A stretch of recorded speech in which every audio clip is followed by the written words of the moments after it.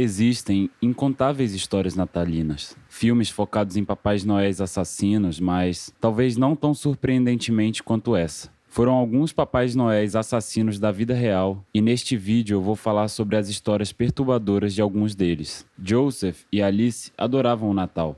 Era a época favorita do ano para passar com a família, os dois filhos mais velhos, James e Charles, e suas filhas Letícia, Alicia e Sylvia. Na véspera de Natal de 2008, a família convidou todos os 5 de seus adultos, crianças e suas famílias para sua casa em Covina, Califórnia, bairro de classe média alta, baixa criminalidade. A comunidade ficava a cerca de 20 milhas a leste de Los Angeles. A família estava na véspera de Natal, no meio de um jogo de pôquer, quando a campainha tocou e o que aconteceu a seguir foi inimaginável. Logo depois que a campainha tocou, a polícia recebeu ligações do vizinho de Ortega, que gritou ao telefone que alguém estava queimando a casa dos Ortega. Esse alguém era Bruce Jeffrey Pardo, vestido com uma roupa de Papai Noel. Os bombeiros foram imediatamente para a casa da família Ortega, mas as ligações continuaram chegando.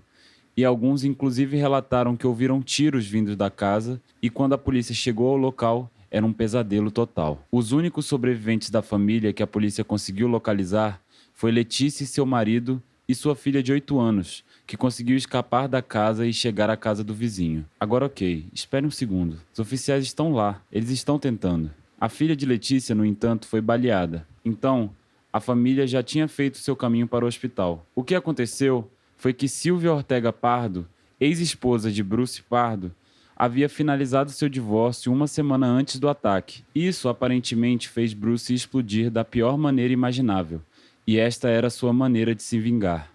Bruce havia chegado à casa de Ortega em uma fantasia de Papai Noel, com um embrulho para presente.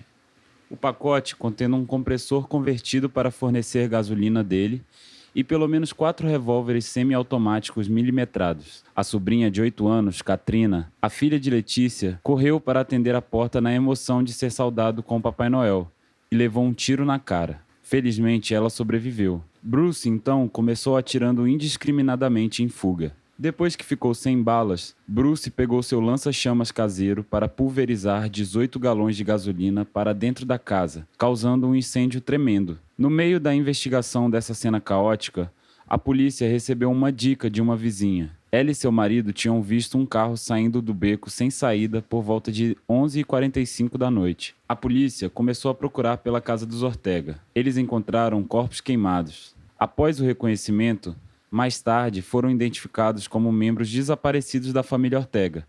Um total de 9 pessoas foram assassinadas. Enquanto a polícia estava ocupada investigando esse massacre, receberam uma ligação do irmão de Bruce, Brad Pardo, que voltou de uma festa de Natal e encontrou seu irmão morto em uma poça de sangue. Bruce havia tirado a própria vida.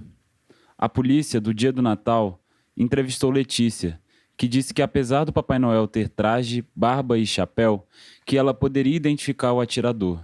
Disse aos investigadores que era o ex-marido Bruce Pardo. Então, voltou para a casa de Brad, onde Bruce foi encontrado morto, e revistou seu carro, que acabou sendo o mesmo carro que os vizinhos do Ortega descreveram em sua rua depois dos assassinatos. Dentro do veículo, a polícia encontrou uma roupa de Papai Noel e milhares de munições. O carro também tinha sido planejado para explodir uma vez que o traje de Papai Noel foi removido. E embora o veículo tenha explodido, ninguém ficou ferido. A autópsia de Bruce revelou queimaduras de 3º grau em suas mãos e braços, e parte da roupa de Papai Noel tinha derretido em seu corpo.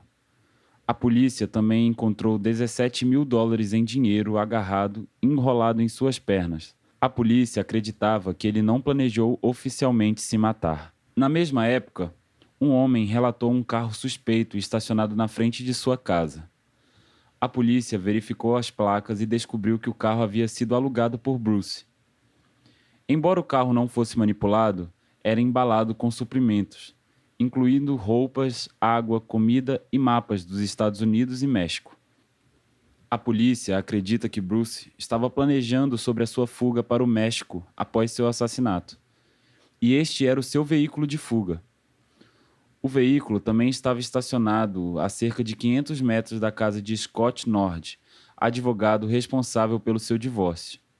Definitivamente não foi uma coincidência, e Bruce provavelmente estava planejando também assassinar Scott, porque em junho daquele ano, Bruce foi condenado a pagar $1.800 por mês por causa do divórcio. Isso claramente virou a vida de Bruce de cabeça para baixo, e ele começou a traçar caminhos para se vingar de Sylvia. E, em vez de apenas matar ela, ele decidiu que ia destruir tudo e todos que ela amava. A explicação mais provável para Bruce ter morrido seria seus ferimentos inesperados. Ele não percebeu que havia uma chama em algum lugar da casa, provavelmente uma vela, e quando ele estava jogando gasolina, isso levou a uma explosão que o deixou horrivelmente queimado. Em vez de dirigir para matar o advogado de Sylvia e depois fugir para o México como ele havia originalmente planejado, Bruce, em vez disso, foi para a casa de seus irmãos, onde ele se matou por causa do quão gravemente ele foi queimado. Katrina está viva e passa bem. E felizmente ela não deixou a experiência horrível ultrapassá-la e ela está atualmente vivendo sua vida normalmente. Mas infelizmente Bruce Pardo não foi a única história de um Papai Noel assassino chamado Bruce.